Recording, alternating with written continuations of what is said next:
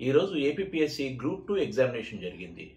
So today we are here to discuss about the questions which were asked in group 2 examination in APPSC examination. So this is a bilingual mode. Actually today let's discuss all the questions. Telugulonu English lono kalipe maatladukundam. So overall analysis of the question paper is all the questions are direct. Nothing complicated. ఏ రకంగానూ సంక్లిష్టంగా లేవు ప్రశ్నలు. అన్ని direct ప్రశ్నలు అడిగారు. Group 2 కాబట్టి group 1కు group 2కు తేడా కావాలి కాబట్టి అట్లా అడిగి ఉండవచ్చు కూడా. అయితే ఎగ్జామినేషన్స్లో వచ్చే ఆ తేడాలు మనం అర్థం చేసుకుంటే చాలా క్లియర్గా ఈ గ్రూప్ 2 ఎగ్జామినేషన్లో ఏ క్వశ్చన్స్ ఉన్నాయో అన్ని స్ట్రైట్గా ఉన్నాయనేది అర్థం చేసుకుంటే గ్రూప్ 1లో ఇట్లా ఉంటుందని మాత్రం ఊహించకండి. Definitely the questions will be more indirect or more critical and analytical. So, but I rate this question paper as a very easy question paper, direct examination, direct question paper. So, let's begin the analysis of the questions, correct answers of the questions, for the questions. First question is, the Vaikam Satyagraha which started in Kerala was associated with. Vaikam Satyagraha Kerala lo jarigindi. ఇది దేనికి సంబంధించింది, ఎందుకోసం ఈ సత్యాగ్రహం చేశారు? The correct answer is temple entry movement. ఆలయ ప్రవేశ ఉద్యమం. Because in 1925 this entire movement was happening in Kerala. Vaikam is a place in Kerala. కేరళలో ఉంది వైకం అనేది. అక్కడ ఒక టెంపుల్లో నాన్ బ్రాహ్మణ్ ఎంట్రీ కోసం జరుగుతున్న ఈ moment.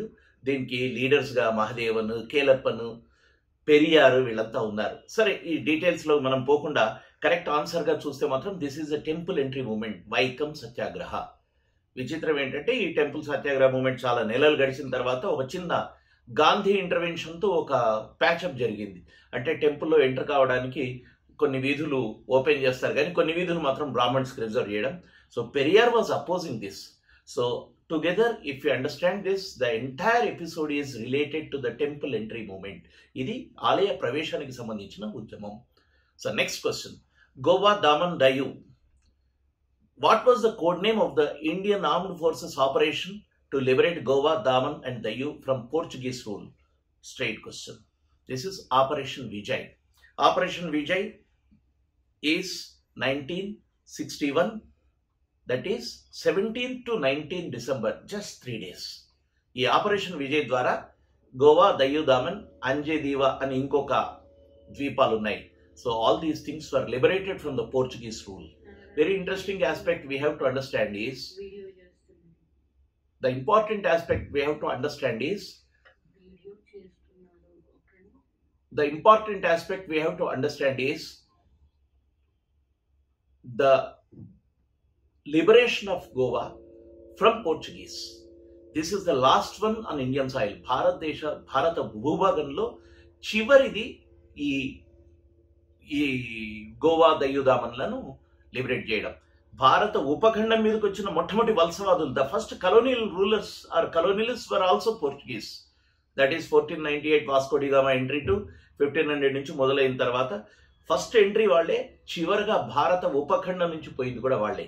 So the correct answer of the operation for the liberation of Goa, Diu, Daman is operation Vijay. Next, consider the following pairs regarding Carnatic wars. First Carnatic War and Treaty of Aix-la-Chapelle. Second Carnatic War, Treaty of Andabo. Third Carnatic War, Treaty of Paris. Which among the following is wrong? Straight question again. Yandabo is not related to this Anglo-Carnatic Wars. This is related with the British-Burma Treaty in a different way. This Anglo-Carnatic War is the first one and third one are correct. మొదటి కర్ణాటక యుద్ధం ఎక్స్లా చాపల యుద్ధంతో ముగిసింది. మూడవ కర్ణాటక యుద్ధం Paris ఒప్పందంతో ముగిసింది. కానీ యాండబోది మాత్రం కాదు. కాబట్టి సెకండ్ కర్ణాటిక్ వార్ అనే పేరు తప్పు. సో దీంట్లో ఏమిటి అంటే, which among the following pairs given are correctly matched. That is 1 and 3 are correctly matched. Next, fourth question. Again, this is again match the following. Which one of the following pairs is not correctly matched? Babur, Battle of Khandwa, Akbar, Battle of Haldighati, Humayun, Battle of Bilgram, Jahangir, Battle of Chausa. If you see these four battles, which among the one is wrong? ఏది సరైన జత కాదు? దీంట్లో wrong answer is Jahangir and Chausa. ఎందుకంటే ఈ చౌసా జరుగుతుంది 1539లో. అప్పటికి ఈ బాబర్ కాన్వా యుద్ధం కరెక్టే. బాబర్ అంటే తైమూరిడ్ ఫోర్సెస్ కి మన వీళ్ళకి ఎవరికి రాజ్పుత్ ఫోర్సెస్ కి మధ్య జరుగుతుంది కాన్వా యుద్ధం. అక్బర్ హల్దీఘాటి యుద్ధం. Humayun Bilgram and Chausa is not with this. So this is not correct. Jahangir's కాదు ఇది. తర్వాత next question. Arrange the following events in correct chronological sequence. ఈ క్రానలాజికల్ సీక్వెన్స్ కనుక మనం చూస్తే అసలు ఏదైనా థరోగా మనకు తెలిసింది అనుకోండి, అన్నిట్లో ఫస్ట్ జరిగింది ఏది తెలిస్తే మిగతావంతా కూడా ఫాల్ ఇన్ లైన్ లాగా ఉన్నాయి ఈ క్వశ్చన్స్లో. For example, if you see Cripps mission, Gandhi Irwin pact, Chauri Chaura and Poona pact. See Indian హిస్టరీలో మోడర్న్ పీరియడ్లో if we have the general sense what happened when, ఇప్పుడు Gandhi Irwin pact that is around, నేను కావాలని date చెప్పట్లేదు, అరౌండ్ రౌండ్ టేబుల్ కాన్ఫరెన్స్ అంటే ఇది Indian హిస్టరీలో ఈ మోడర్న్ ఇండియాలో గాంధీ ఎంట్రీ తర్వాత ఈ మిడిల్ పీరియడ్లో జరుగుతుంది around 1930s. Poona pact again round table conference తర్వాత వాటి ఇంపాక్ట్తో జరుగుతుంది గాంధీ అంబేద్కర్ మధ్య. Then Cripps mission again this is a mission talking about the next stage in the Indian administration. So Chauri Chaura, if you take this, the first movement non cooperation movement ఏదైతే జరిగిందో, మొట్టమొదటి సహాయ నిరాకరణోద్యమం జరుగుతోంది. ఆ సహాయ నిరాకరణోద్యమం జరిగినప్పుడు చౌరీ చౌరా ఘటన జరిగింది.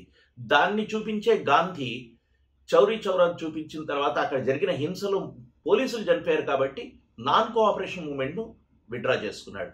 So what we have to say is in all these four it clearly what you call at the first look itself you can say the first one is Chauri Chaura. ఇప్పుడు చౌరీ చౌరాను మీరు మ్యాచింగ్ లో చూడండి, third one is Chauri Chaura. Third తో మొదలయ్యే answer correct. ఇక్కడ ఎక్కడ మీకు కాంప్లికేషన్ లేదు, కేవలం ఒక్క బీలోను మాత్రమే థర్డ్ తో మొదలవుతుంది. So first happened is Chauri Chaura, that is third one. This Chauri Chaura happened in 1922. Then comes number 2, that is Gandhi Irwin pact. Then comes Poona pact, అంబేద్కర్కు గాంధీకి మధ్య, ఇది కమ్యూనల్ ఎలక్టరేట్కి సంబంధించి. తర్వాత last Cripps mission. So this answer is 3, 2, 4 and 1. Next, కింది ఏ చట్టం ద్వారా గవర్నర్ జనరల్ ఆఫ్ బెంగాల్ను భారత గవర్నర్ జనరల్గా నియమించారు? By which one of the following acts was the governor general of Bengal designated as the governor general of India? That is charter act of 1833.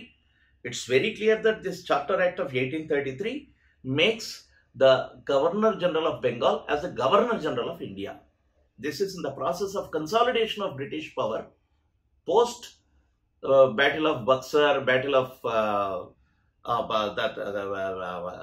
in India. భారతదేశంలో మీరు British power consolidation జరుగుతున్న క్రమంలో అలహాబాద్ సంధి తర్వాత జరుగుతూ ఈ మెల్లగా ఈ బెంగాల్ గవర్నర్నే గవర్నర్ జనరల్గా నియమించేది ఈ యాక్ట్స్ ద్వారా జరుగుతుంది. That is charter act of 1833. ఇది గుర్తుపెట్టుకోండి, మిగతావంతా కావు. ఇవంతా కూడా గుర్తుపెట్టుకోవాల్సినవి తప్ప ఏ యాక్ట్లో ఏం జరిగింది దానికి మళ్ళీ లాజికల్ క్వశ్చన్స్కి వెళ్ళాల్సిన అవసరం లేదు. So this is a direct question. The next one is during India's colonial period the downward filtration theory was related to, and this is related to Macaulay's minutes. భారతదేశం యొక్క వలస రాజ్యాల కాలంలో ఈ కిందికి వడపోత సిద్ధాంతం దేనికి సంబంధించి? పర్కులేషన్ టువర్డ్స్ డౌన్ అంటే కిందికి ఎట్లా పోవాలి అంటే మొదట పైన అందిస్తాము, మెల్లగా కిందికి వెళుతుంది. ఇది వడపోత సిద్ధాంతం. డౌన్వర్డ్ ఫిల్ట్రేషన్ థియరీ అన్నారు. రైల్వేలు, విద్య, నీటిపారుదల, పేదరిక నిర్మూలన. Railways, education, irrigation and poverty alleviation. This is related to education. This is related to Macaulay's minutes. So to a certain section of Indian society, అంటే భారతదేశంలో ఒక వర్గానికి అంటే upper class and middle class వీళ్లకు మనం విద్య అందించడం ద్వారా ఈ విద్య అనేది నెక్స్ట్ పర్కులేట్ కాగలుగుతుంది అనే అంశాన్ని మెకాలే చెప్తున్నాడు మెకాలే మినిట్లో. So this is part of education, understanding on education in India by British rule. ఇది కరెక్ట్ ఆన్సర్ దీంట్లో B, that is number 2. Then భారతదేశంలోని ప్రాచీన కళా సాంప్రదాయాలను పునరుద్ధరించడానికి ఇండియన్ సొసైటీ ఆఫ్ ఓరియంటల్ ఆర్ట్ని ఎవరు స్థాపించారు? Who founded the Indian society of oriental art to revive ancient art traditions of India? Rabindranath Tagore, Abanindranath Tagore, Dwarkanath Tagore, Debendranath Tagore. See, all are Tagores. Very interestingly, in Bengal, we have the Tagore School of Art. దీన్ని మనం Tagore school of art అంటాం. ఈ Tagore school of art అంటే ఏమిటంటే భారతదేశంలో ఉన్న 1900s ఎండింగ్లో వస్తున్న మొత్తం ఆర్ట్ ట్యాగోర్స్ ఏదైతే చేశారో దాన్ని ట్యాగోర్ స్కూల్ ఆఫ్ ఆర్ట్ అంటున్నాం. దీంట్లో మనము చూడాల్సింది ఏమిటంటే రవీంద్రనాథ్ ఠాగూర్, అవనీంద్రనాథ్ ఠాగూర్, ద్వారకానాథ్ ఠాగూర్, దేవేంద్రనాథ్ ఠాగూర్, వీళ్ళల్లో ఎవరు ఇంపార్టెంట్ మనకు? నిజానికి చెప్పాలంటే వీళ్ళందరూ కూడా దాదాపు రవీంద్రనాథ్ ఠాగూర్ కూడా ఆర్టిస్టే. అవనీంద్రనాథ్ ఠాగూర్ పెద్ద ఆర్టిస్ట్. ఈ డైరెక్ట్ క్వశ్చన్ ఏమిటంటే Abanindranath Tagore was the person who started this Indian society of oriental art. ఇంకొక విషయం చెప్పుకోవాలి, అవనీంద్రనాథ్ ఠాగూర్ 1905లో బంగమాత అనే పెయింటింగ్ వేయడం ద్వారా పాపులర్ అయ్యాడు. భారతదేశంలో మనకు భారతమాత పెయింటింగ్ ఏదైతే తర్వాత కాలంలో 1920స్కి వచ్చింది, కానీ అసలు ఫస్ట్ మనకు మాతా పెయింటింగ్ అనేది ఏదైతే వచ్చిందంటే ఇండియన్ భారతమాత లాగా బంగమాత పెయింటింగ్ వేసింది మాత్రం అవనీంద్రనాథ్ ఠాగూర్. అవనీంద్రనాథ్ ఠాగూర్ ఈ బంగమాత పెయింటింగ్ వేసిన తర్వాతే it was to protest against the partition of Bengal and it was part of the Indian national movement against British. So Abanindranath ఠాగూర్ను గుర్తుపెట్టుకోండి as a great painter and the founder of this Indian Society of Oriental Art. Next, Jallianwala Bagh. Who among the following had resigned from the Viceroy Executive Council protesting Jallianwala Bagh's massacre? ఎవరు జలియన్వాలా బాగ్ massacre తర్వాత నిరసనగా viceroy యొక్క executive council నుంచి రాజీనామా చేశారు? దానికి answer, direct answer, Sankaran Nair. Sankaran Nair was the lawyer, a jurist, and he was in the Viceroy's council and he resigned from it in protest of this Jallianwala Bagh massacre. Next is, again this is related to social reform movements, that to Muslim social reform movements. Aligarh movement related, Aligarh, see, which is not correctly matched. Aligarh movement, Sir Syed Ahmad Khan, it is correctly matched. Aligarh movement is 1875. Aligarh school, Anglo-Oriental school, Anglo-Muslim school, Mohammedan school start చేయడం ద్వారా Aligarh movement beginning అవుతోంది. So Aligarh movement is started by Sir Syed Ahmad Khan, 1875, it's correct. Next one is Farazi is the other movement. Hazi Shariatullah was the founder and this started in 1819, Farazi movement. This is a Muslim reform movement. Then Tayuni movement, the matching is wrong. ఇక్కడ జత సరైంది లేదు. ఈ తయూని moment మాత్రం చేసింది కరామత్ అలీ. ఇక్కడ మనకు answer ఇచ్చింది రషీద్ అహ్మద్ గంగోహి అని ఆన్సర్ వచ్చాడు. This Karamat Ali was from Jaunpur. Karamat Ali Jaunpuri అంటారు. This Karamat Ali was the founder of Taiyuni movement. So the correct answer, the wrong answer is Taiyuni movement. So if they have asked which one among the following is wrong, so automatically this third one is wrong. Need not go to the fourth one, but still if you want to see Ahmadiyya movement, Mirza Ghulam Ahmad is the right answer. So the wrong answer in this question, the 10th question is, that is Tayuni movement was not started by, not founded by Rashid Ahmad Gangohi. It was founded by Karamat Ali Jaunpuri. Jaunpur is a place in UP. Next, which of the following statements is correct regarding the Lex Loci Act of 1850? 1850 లెక్స్ లోకి చట్టంకి సంబంధించి కింది వాటిలో ఏ ప్రకటనలు సరే, ఏ సరైన ప్రకటన ఏది? Statement అంటే ప్రకటన అంటున్నారు సరే అనువాదంలో. The correct answer is it provided the right to inherit ancestral property to Hindu converts to Christianity. ఇది క్రైస్తవ మతంలోకి మారిన హిందువులకు పూర్వీకుల ఆస్తిని వారసత్వంగా పొందే హక్కును అందించింది. This is the correct answer. This is part of the protest by the Orientalists or the Indians, native Indians who are against British. అంటే వాడు మతం మార్చుకున్న ఆస్తి హక్కు ఉంటుంది అన్నప్పుడు ఆటోమేటిక్గా మతం మార్పుకు భయం ఉండదు. కాబట్టి మతం మార్పులు ఈజీగా అవుతుంది అనేది ఒక కారణం కూడా 1857కు ముందు యాంటీ బ్రిటిష్ సెంటిమెంట్స్కు కారణమైంది. So this act, that is lex loci act of 1850. Next, Who said that a single shelf of good European library was worth the whole native literature of India and Arabia? Again, this is related to Macaulay, who was talking about the knowledge systems of India or Oriental and comparing with European systems.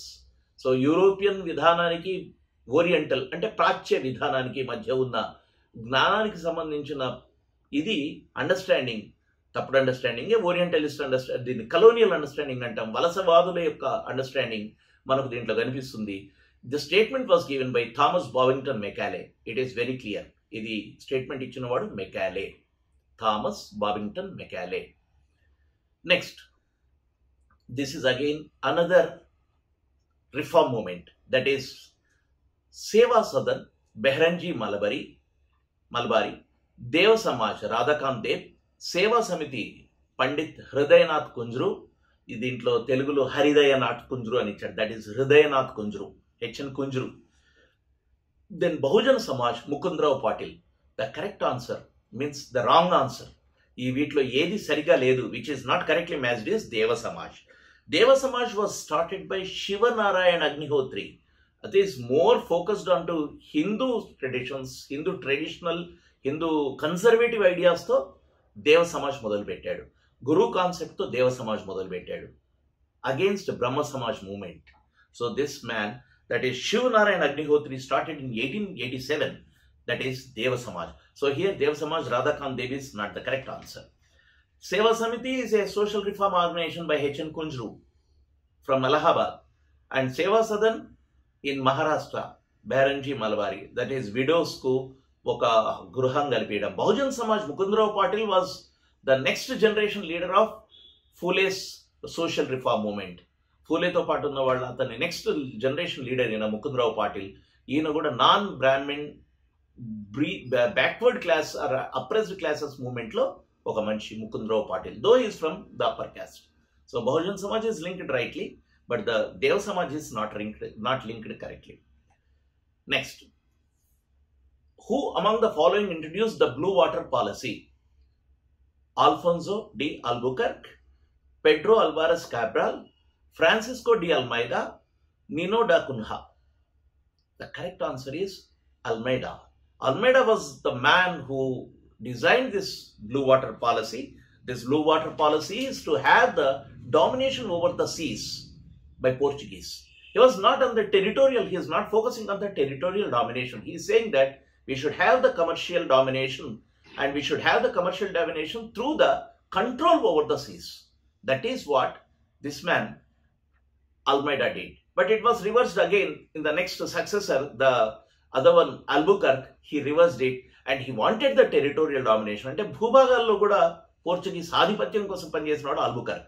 Blue water policy తెచ్చినవాడు Almeida. So correct answer is అల్మెడా.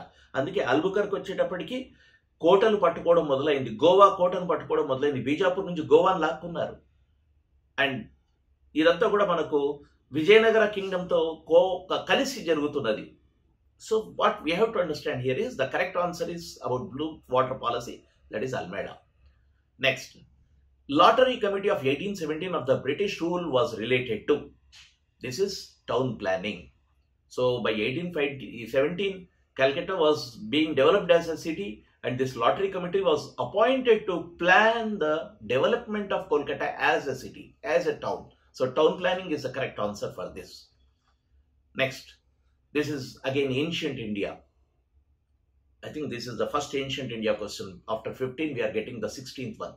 Which among the following pillar inscriptions of Ashoka states that the land revenue rate of Lumbini was reduced to 1/8? Maski, Rumindai, Kalsi, Vaishali. Very interesting thing. When we discuss the Dhammayatra of Ashoka, Ashoka undertook Dhammayatra to the birthplace of Buddha. The birthplace of Buddha, that is Lumbini. Lumbini had a pillar inscription which we call it as Rumindai pillar inscription. It was unearthed in the 19th century and later it was deciphered, and that inscription says the people of this village, because it's the land of the birth of Buddha, బుద్ధుడు ఇక్కడ పుట్టాడు కాబట్టి the taxes of the land tax is completely abolished. భూమి శిస్తు రద్దు చేశారు. కానీ బలి మీన్స్ ద ప్రొడ్యూస్లో ఉన్నది కేవలం that is reduced to 1/8. Generally bali is 1/6. The share of the state is 1/6. So Ashoka has given some more concession to the people of the place, that is the land where Buddha is born, that is Lumbini. ఆ ఏరియాలో ఉన్న ఆ గ్రామ ప్రజలకు 1/8 బలి 1/8 tax కడితే సరిపోతుంది అని చెప్పి వస్తున్నది రుమిండై శాసనం, Rummindei pillar inscription. If you go to Lumbini you can see that pillar even today. That is Rumindai pillar inscription. All other are in Indian present day India. Maski is in Karnataka, Kalsi is in Dehradun, then Vaishali is in Bihar. So these other inscriptions are not related to Buddha's birthplace, and this is Rumindai is Buddha's birthplace, and exemption of tax of the people is written in this Rumindai pillar inscription. Next is again, we are talking about, the question is related to medieval period. Consider the following statements. Humayun brought famous painters Mir Sayyid Ali and Abdus Samad from Iran to Delhi. Humayun brought famous painters Mir Sayyid Ali and Abdus Samad from Iran to Delhi. It's true. Humayun ప్రముఖ చిత్రకారులైన మీర్ సయ్యద్ మరియు Abdul సమద్ను Iran నుంచి ఢిల్లీకి తీసుకొచ్చాడు. Correct. Humayun when he was in exhale, first ఇక్కడ షేర్షాతో ఓడిపోయిన తర్వాత he escapes to Sindh, and from Sindh he goes to Iran. Finally he stays in Iran and took the refuge in Iran's Persian king's court. There he interacts with this man, these painters, and he got attracted to the painting style of Iran. So when he comes back, he brings these two painters to his court. That is why Abdul Samad and Mir Sayyid Ali were in the court of Humayun and later in the court of Akbar. So these were the first painters, if you want to say, Mughal paintings lo మొట్టమొదటి painters గా వీళ్ళని గుర్తించవచ్చు. Next, Jahangir's reign is considered as the golden period of Mughal painting. Jahangir పాలన Mughal painting యొక్క స్వర్ణయుగం. It's true. Lots of things are there. Next, third one is during the reign of Jahangir European painting was introduced at the Mughal court by Danish merchants. This is wrong. This basically was not introduced by Danish painters, but it was introduced by Portuguese. The interaction of Portuguese made this to happen. So it was during the Akbar's period, and Portuguese interaction made this happen. So this during the reign of Jahangir anedi tappu. Next,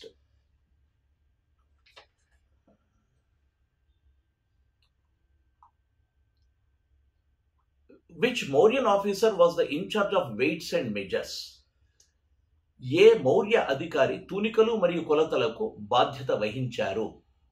number 1 Shulkadhyaksha, number 2 Sansthadhyaksha, number 3 Pautavadhyaksha, 4th పణ్యాధ్యక్ష.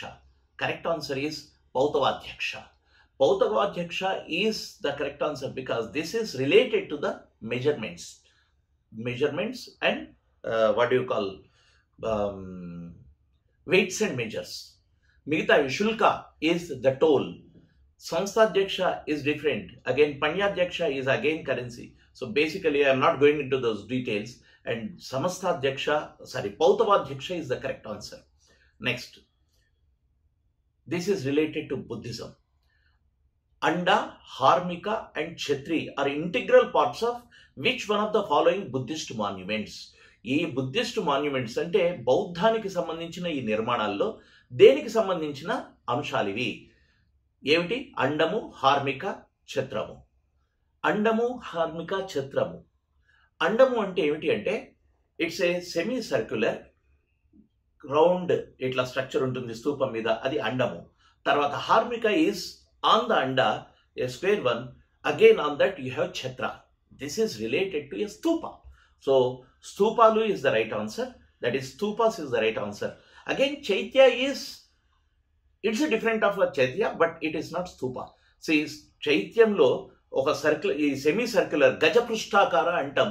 అంటే ఏనుగు యొక్క back లాగా ఉండే ఒక గజపృష్ఠాకారంలో ఉండి మధ్యలో ఒక చిన్న స్తూపం ఉండడం కూడా ఉంటుంది. కాబట్టి వాటిని చైత్యాలు అన్నారు తర్వాత పీరియడ్లో. బట్ ఇన్ జనరల్ స్తూపాస్ని చైత్యాలని మొట్టన్నమని అన్నప్పటికీ స్తూప అని మనం అనాల్సిందే దీన్ని, ఎందుకంటే స్తూపాకు మాత్రమే మనం ఈ స్తూప ఆర్కిటెక్చరల్ ఫామ్లో తీసుకుంటున్నప్పుడు అండ, హార్మిక అండ్ ఛత్ర ఈ 3 అంశాలు ఉంటాయి. బసది is related to Jainism, so you can't make it. Basadi అంటే it's a complex, residential complex, religious complex of Jainas. Vihara is again residential complex of Buddhists, so you need not take. So next one is, among Ashtapradhans of Shivaji, the Sare Naubat was associated with which of the following tasks? Sare Naubat అనే పదము ఏ task, ఏ పనికి సంబంధించింది? Was he A finance minister, military commander, foreign secretary, revenue minister? The correct answer is the military commander is సరే Naubat. Foreign సెక్రటరీని సుమంత్ అన్నారు, దాబిర్ అన్నారు. ఆర్థిక మంత్రి మజుందార్ ఉన్నాడు. రెవెన్యూ, ఆర్థికం, Majumdar, Amatya, these are the terms given in this period. And here it is very clear, Sare Naubat is the name for military commander. Next, match list 1 with the list 2 and select the correct answer using the codes given below the list. List 1 is the list of leaders. List 2 is the revolt centers. See, this is related to 1857 revolt. In 1857 revolt, there were different centers. కొన్ని ప్రాంతాలు ప్రత్యేకంగా కొంతమంది లీడర్ల నాయకత్వంలో తిరుగుబాటు జరిగింది. ఉదాహరణకు తీసుకుంటే లిస్ట్ ఏలో మీకు కువర్ సింగ్, హజరత్ మహల్, నానా సాహెబ్, బఖ్త్ ఖాన్. లిస్ట్ 2 సెంటర్స్లో కాన్పూర్, ఢిల్లీ, ఆరా, బీహార్, దట్ ఈస్ లక్నో. ఈ ఆరా అంటే ఆరా ఇస్తే అయిపోతుంది, మరి బీహార్ ప్రతిసారి ఇది ఒక డైరెక్ట్గా ఇస్తారు. Arrah is a place in Bihar. మిగతా ఏవి ఇవ్వలేదు, ఎందుకంటే అంత పాపులర్ కాబట్టి. లక్నో అంటే ఉత్తరప్రదేశ్ అని తెలుసు కాబట్టి, కాన్పూర్ అంటే ఉత్తరప్రదేశ్ తెలుసు, ఢిల్లీ తెలుసు. Arrah is a place in Bihar. మీకు క్లూతో మొదలు పెడుతున్నాను. ఈ కువర్ సింగ్ అనేవాడు ఒక జమీందార్. మనము 1857లో ఉన్న డిఫరెంట్ సెంటర్స్ ఆఫ్ మూవ్మెంట్ కనుక తీసుకుంటే you can see Kunwar Singh was the man, a zamindar who was disgruntled with the policies of British, who was disposed because of the policies of British. So he was in the forefront in the 1857 at this place, that is Ara, Bihar. Ika Hazrat Mahal, Begum Hazrat Mahal, her husband was dispossessed of the Awadh province in the pretext of mall administration. అంటే తప్పుడు పద్ధతిలో పాలిస్తున్నారు, సరైన పాలన లేదు అని చెప్పేసి హజరత్ మహల్ యొక్క హస్బెండ్ని పదవి నుంచి నవాబ్ను తొలగించారు. So Hazrat Mahal, the Begum Hazrat Mahal was the one who was fighting from this Lucknow. Lucknow is the center of Awadh. Next, Nana Sahib is from Kanpur, and Bakht Khan was the general commander who was leading the forces in Delhi. Meerut నుంచి forces ఢిల్లీకి వెళ్ళిపోయి అక్కడ బ్రిటిష్ను fight చేస్తున్న క్రమంలో ఉన్న commander పేరు Bakht Khan. He was going from Bareilly, Meerut ఈ ఏరియాల నుంచి మొత్తం ట్రూప్స్ను లీడ్ చేస్తూ ఢిల్లీలో లీడ్ చేస్తున్నవాడు Bakht Khan. So these 4 centers we should arrange. The answer number 3 in my paper, that is 1. A is 3, and Kuwar Singh is Ara, and Hazrat Mahal is Lucknow, then Nana Saheb is Kanpur, and Bakht Khan is Delhi. This is the answer. Next, All India Trade Union Congress, AITUC, was formed in Bombay in 1920. Who presided over its first session? AITUC is a trade union congress. It's a trade union organization. Indialo మొట్టమొదటి start అయిన first trade union organisation ఇదే. Later you have many, C2, IFTU, all these things, INTUC. This AITUC, All India Trade Union Congress, is organized to organize the workers in India, and it was a common platform of communists who started in the latter phase, 1925 తర్వాత. But ఈ టైంకి కొంత ideas వస్తున్నాయి. 1920లో Lala Lajpat Rai was the man who was the first founder president of this AITUC in 1920.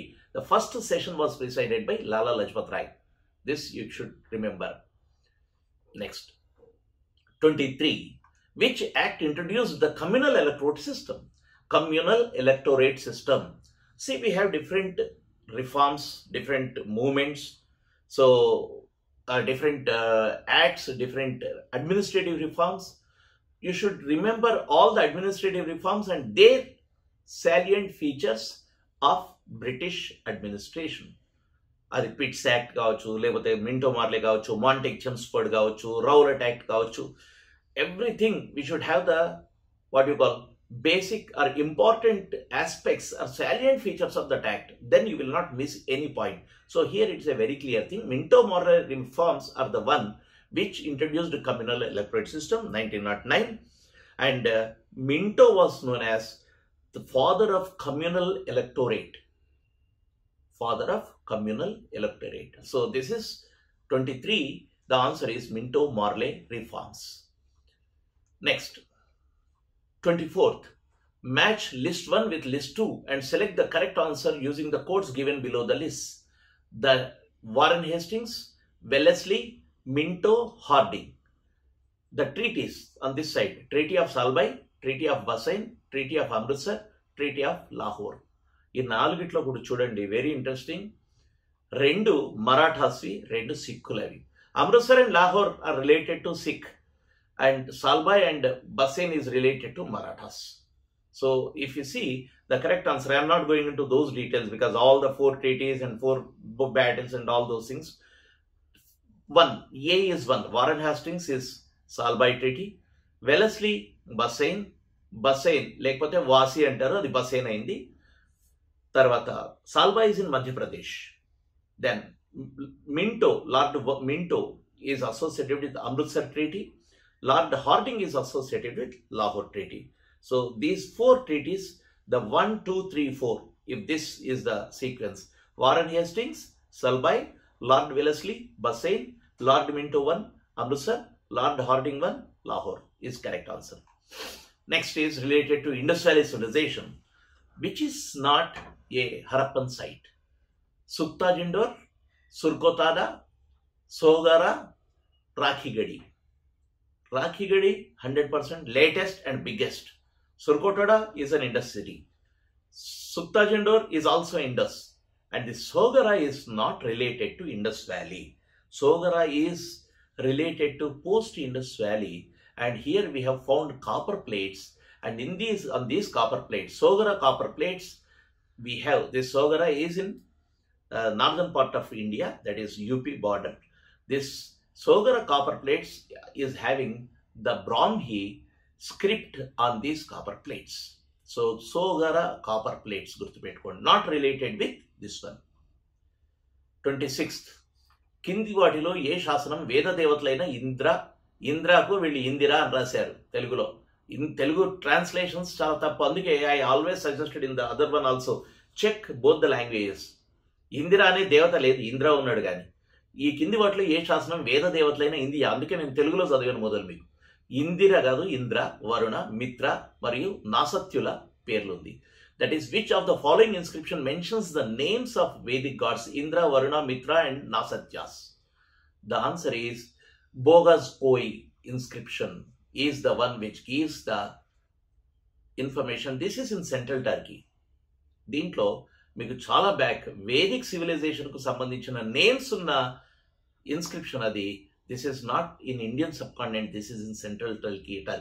That region, it is known as Anatolia region. అక్కడ ఉంటుంది ఇది. This is bogus కోయ్. మిగతా ఈ మన్షేరా, షాబాజ్గడి, జునాగఢ్. ఈ మన్షేరా, షాబాజ్గడి మీకు అశోకన్. జునాగఢ్ వచ్చేసేపటికి Rudradaman, then Mauryan, then Gupta. So ఈ 3 inscriptions not related to Indra, Varuna, Mitra and Nasatyas. So Boghaz Koi is the correct answer. Next, Varahamihira రచించిన రోమక సిద్ధాంతం దేనికి సంబంధించింది? Romaka Siddhanta written by Varahamihira deals with chemistry, mathematics, astronomy, medicine. It is related with the astronomy.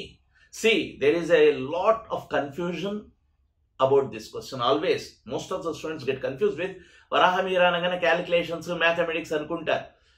Ee pancha siddhantamlo okati romaka siddhantam. This is based on, he is discussing on the Roman astrology, astronomy, and this is related with romaka siddhantam. Anduke idi romaka siddhantam annaru. Varahamihira's romaka siddhanta is related to astronomy. Next, which of the following books was not written by Harshavardhana? Harshavardhana రాయని పుస్తకం ఏది? ప్రియదర్శిక, రత్నావళి, Nagananda, Kadambari. Very clear. Kadambari was written by Banavatta, 7th century. And Harshavardhana is the author of the other three. Priyadarshika, Ratnavali, Nagananda, said to be. So these three we have to select for Harsha, and Kadambari is written by Banavatta. So the correct answer means the wrong answer for this question is Kadambari. So correct answer ga meeru 4vadi Kadambari ni pettukovali. Kadambari మాత్రమే హర్షుడు రాసిన పుస్తకం కాదు. Then 29th. Which of the following statements is incorrect with reference to permanent settlement? Correct answer is, it means which is incorrect. It declared zemindars as the owners of land and they were given hereditary rights anedi tappu. Remember this. So the correct answer is, so you have to tick, it declared zemindars as the owners of the land and they were given hereditary rights anedi. It's not the feature of permanent settlement. So this is wrong. Next. 30th, the last one. This is the matching the list, first part with second part, using the important reforms of the methods introduced by different sultans of Delhi Sultanate. Means Muhammad bin Tughlaq, Alauddin Khilji, Iltutmish, Firoz Shah Tughlaq. 4 ఇచ్చారు. నిజానికి ఇది చాలా interesting and important and easy. మీరు చూడండి, token currency Muhammad bin Tughlaq మనం ఊరికే మాట్లాడుకుంటాం. తుగ్లక్ ఏం చేశాడంటే టోకెన్ కరెన్సీ పెట్టాడు, పిచ్చి తుగ్లక్ అన్నారు.